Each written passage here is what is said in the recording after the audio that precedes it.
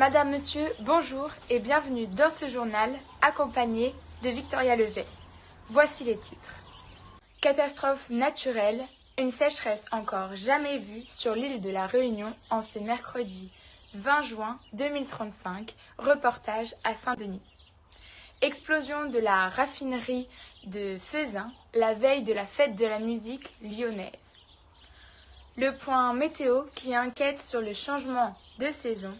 Et enfin, l'interview de Léa Mahé, écrivaine, à propos de son livre sorti en 2025, Le réchauffement climatique, comment y mettre fin? Où en sommes-nous 10 ans après? C'est au nord de la Réunion, sur le territoire communal de Saint-Denis, que la sécheresse se fait ressentir. Des températures encore jamais égalées dans les savanes. Notre envoyée spéciale, Ophélie Adjevi, bonjour Ophélie, parlez-nous de cette hausse de la sécheresse due au réchauffement climatique.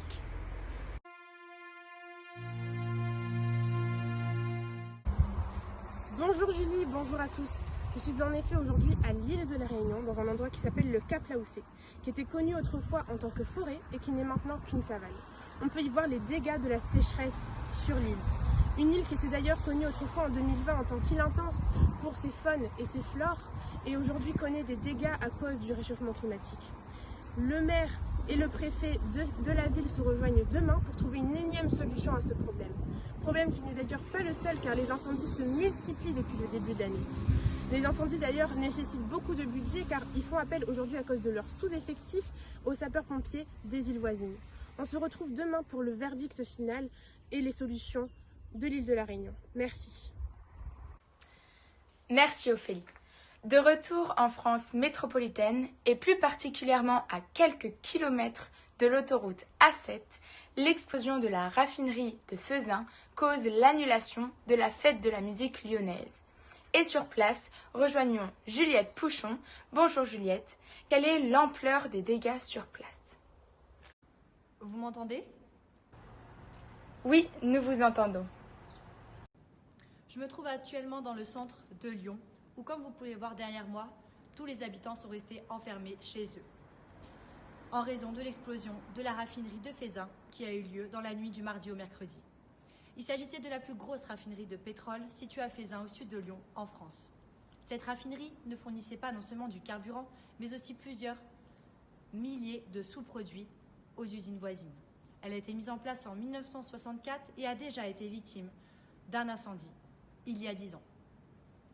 Aujourd'hui, ce n'est non pas un incendie qui a eu lieu, mais une explosion qui a été déclarée et a causé énormément de dégâts, notamment aux alentours de Fezin, où en effet, plusieurs toitures ont été endommagées jusqu'à 5 km et des vitres brisées jusqu'à 15 km. Aujourd'hui, on a enregistré plus de 100 décès, dont 7 pompiers qui sont morts sur les lieux.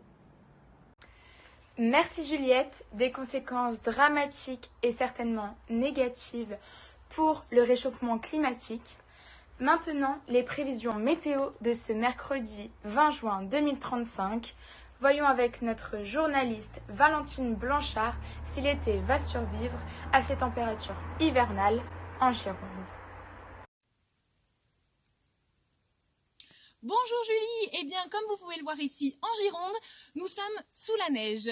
En plein mois de juin, c'est plutôt exceptionnel. Cet épisode va sans doute durer toute la semaine prochaine, avec des températures atteignant les moins 10 degrés. Le froid s'installe durablement. Prudence dans tout ce département et les départements aux alentours, surtout sur les axes routiers, faites attention. On pourrait effectivement s'attendre en ce 20 juin à un grand soleil. Cependant, nous constatons un fort dérèglement climatique ces derniers mois. Donc, en voici le résultat. Nous n'avons plus de saison, excusez-moi, et nous ne savons pas à quoi nous attendre par la suite. Cependant, je vous souhaite tout de même une agréable journée et prenez soin de vous. Merci Valentine. Il est temps de retrouver Victoria Levet pour l'interview de Léa Mahé, écrivaine, Le réchauffement climatique, comment y mettre fin, sorti il y a 10 ans. Victoria? Madame, Monsieur, bonjour. Merci Julie pour cette présentation. Aujourd'hui, je suis ravie de vous retrouver ici en compagnie d'une écrivaine, Madame Maëléa, qui va nous partager son point de vue à travers l'écriture de son livre qui s'intitule Le réchauffement climatique, comment y mettre fin. Madame Maëléa, merci d'être ici parmi nous aujourd'hui. Je vous laisse vous présenter auprès de nos téléspectateurs. Bonjour Victoria, alors je me présente, je suis Léa Mahé, j'ai en effet écrit un livre en 2025 sur le réchauffement climatique qui se nomme Le réchauffement climatique, comment y mettre fin. Ce livre que j'ai écrit il y a maintenant 10 ans évoque différents moyens à mettre en place pour réduire la dégradation de celui-ci. Il était à l'époque déjà un fait d'actualité majeur puisque plusieurs années avant l'écriture de mon livre, le gouvernement français avait mis des moyens en place. Les citoyens également avaient changé leurs habitudes. D'accord, très bien, merci pour cette présentation. Je vais commencer par vous poser une première question pour démarrer cet entretien.